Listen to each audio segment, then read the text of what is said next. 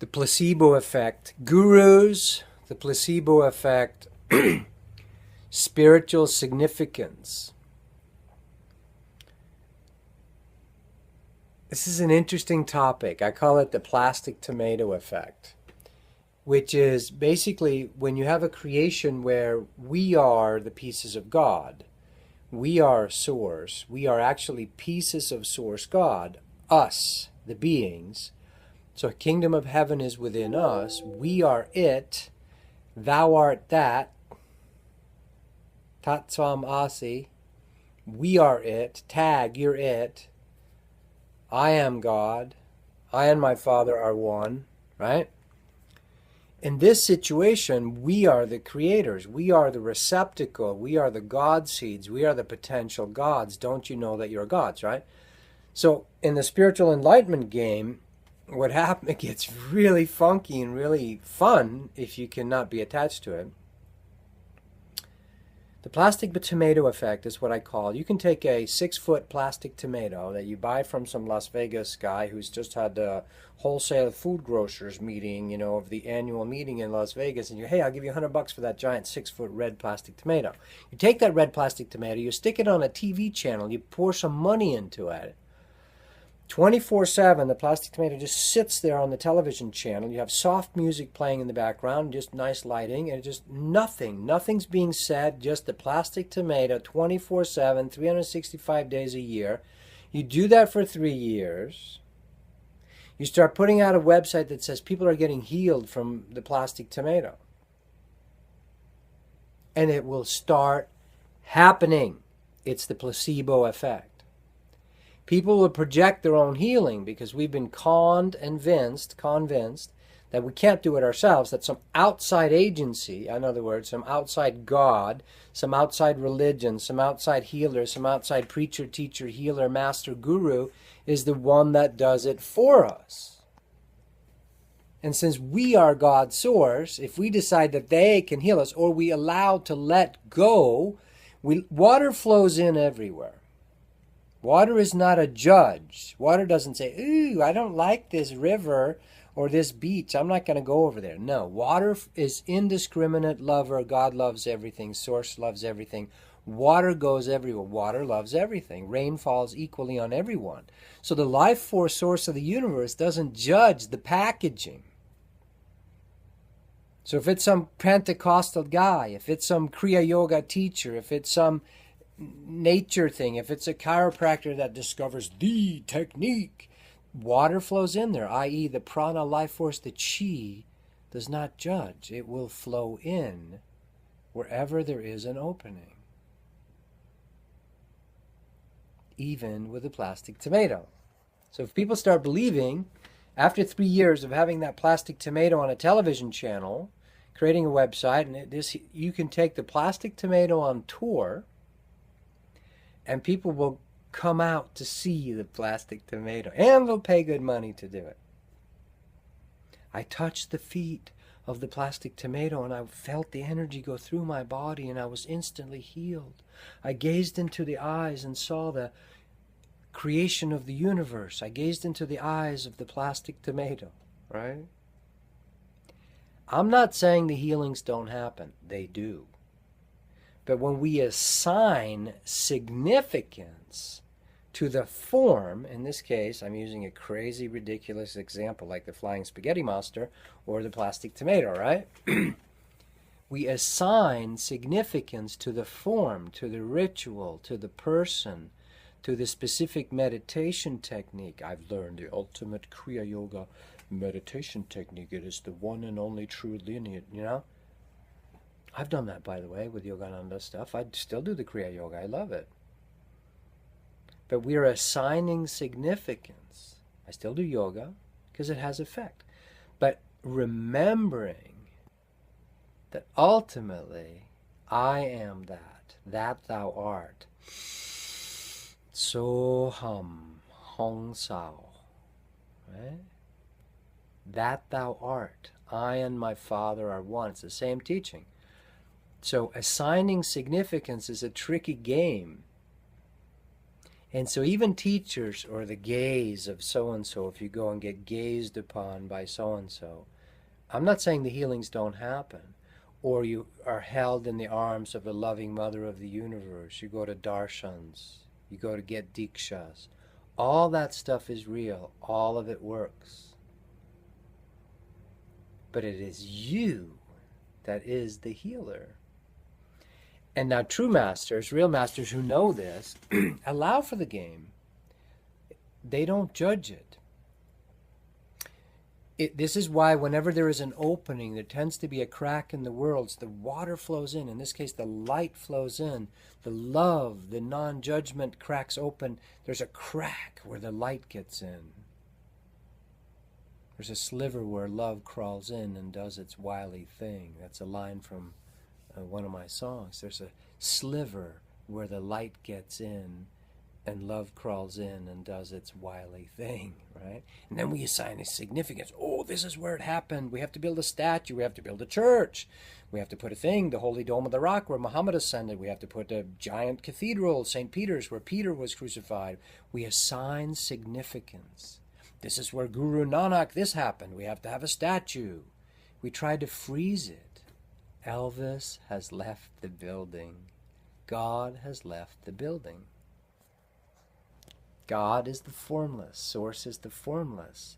So when we assign significance to form, this is the first idolatry. This is the first feedback loop we create, because you are assigning your godhood, your beyond time-spaceness. At the center of each of your chakras, there is literally the black and white hole, the quantum activator point, the pregnant point that the Rig Veda talks about. I know I'm talking a little fast here, so go back through it and kind of deconstruct or research, look at some of these things I'm saying yourself. So the placebo effect is really funny. You know, people come with an expectation. So the guru up there could be an absolute simpleton, and they think what they're doing is significant. The very few holy saints, mothers, avatars, gurus, enlightened ones that are real know the game. And for those that want an outer guru, someone to do it for them, instead of having to be with themselves, to look at your own stuff, your own shadow, your own aspects of yourself, there will always be placebo effect gurus and teachers, plastic tomatoes that you can project upon, receive healing from, avoid actually remembering, putting back together that you are God's source. I and my mother and I and my father are one. The kingdom of heaven is within me. Thou art that. It's the same teaching. Buddha, Krishna, Jesus. It's the same stuff. And the masters don't mind. They think it's kind of funny, actually. They think it's a joke. I mean, it's sad. It's very, very sad. And the suffering of humanity is horrible, of course. But at the same time, they take it sincerely, but they don't take it seriously. The true masters that I come across, they are incredibly sincere, but they're never serious. They're never stuck in seriousness, you know? Because they're not from the planet, the star system Sirius, or Orion, by the way. So the placebo effect in spiritual, assigning significance is done by you. You assign significance to that teacher. You assign significance to that religion, to that format, to that form, to those robes, to that, the bigger the hat, the weirder the cult. You are the one assigning the significance. And then you will actually believe when you kiss the Pope's ring, when you sit in front of Guru Ramalama Ding Ding's, ashram, you will actually receive the healing. Now with the real master, there is a frequency of an opening that can and does occur. This is the game to start becoming aware of. You cannot tell real masters from the unconscious channels, or those that are caught in thinking what they're doing is significant. See? That's why God doesn't care if you start religions. It's like, no. Don't build me giant cathedrals. I don't care about that stuff. You know? Cares about love. Cares about a personal communion with you. Source, if you could say, maybe it's not even interested in the reunification, the you coming back to it. It is simply interested in the game, in the experience, in the expression, the press, exit, press out, experiential, exiting the perimeter of the oneness, experience. Watch the game of significance. Project on others that they're demons, scapegoatism, or that they're saviors and gurus and gods. You are the one lending the energy. You are the one creating the significance. The placebo effect is afoot and at large hugely in the spiritual game. Become somewhat aware of it. Start being aware of, I am the direct hookup, the direct link up to God's source. I am the way, the truth, and the light. That's what Jesus tries to say there. He's not saying his name. He's saying you have to go through yourself. You have to go in through your own direct link up in your chakra system, in your spinal column, in your interiorization, in the 0 points that live inside yourself. So watch out for the plastic tomato effect. You get caught in some funky guru back eddies, cults in the mountains. I was just talking to a friend about ayahuasca, you know.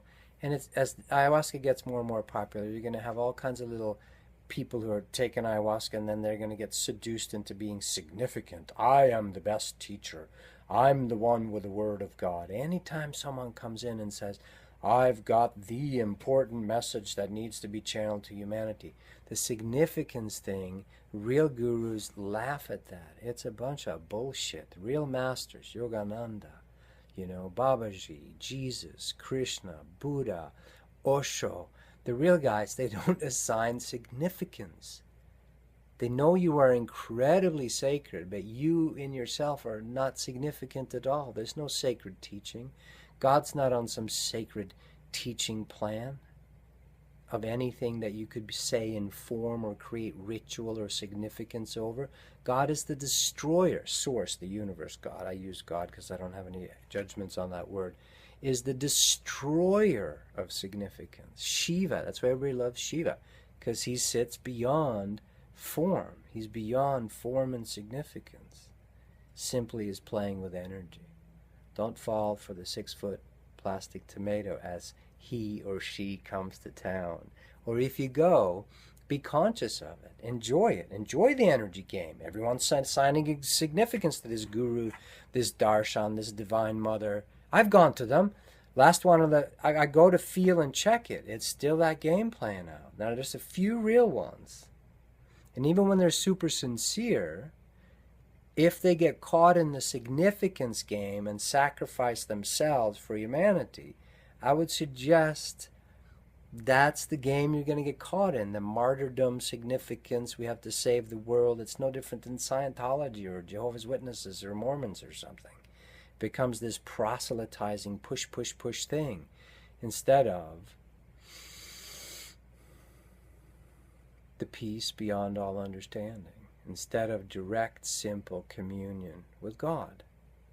And that's an individual walk, an individual thing that you're going to have to do. So, enjoy the plastic tomatoes as they come to your town. Sometimes I play the plastic tomato, by the way. I come and reflect your divinity to you. We have a lot of fun with it. And God's source, the big kahuna inside all of us, shows up at our courses of awakening. It's beautiful. But I'm very clear. I'm not interested in being anything significant.